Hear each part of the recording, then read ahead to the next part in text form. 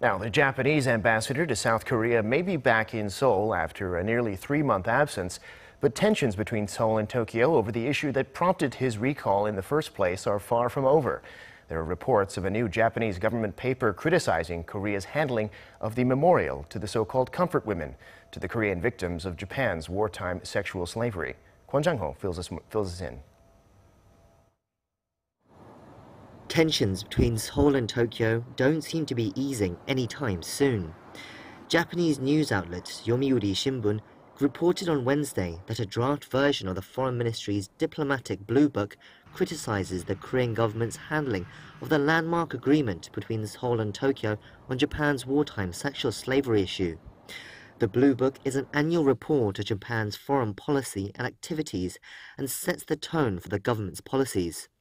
The report called the installing of a statue commemorating the victims of Japan's wartime atrocity outside the Japanese consulate in the Korean port city of Busan as deeply regrettable and urged the Korean government to do its utmost to fully commit itself to the agreement reached on the issue in 2015. The Korean government have stated that the statue was installed by a civil group and therefore it couldn't be unilaterally removed.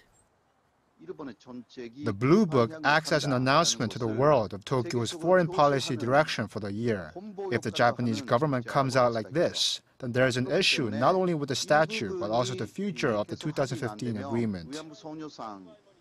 The agreement was reached during the administration of former President Park Geun-hye, but with the leading candidates for next month's presidential election promising to amend or retract the bilateral deal, further clashes with the Japanese government could be on the way.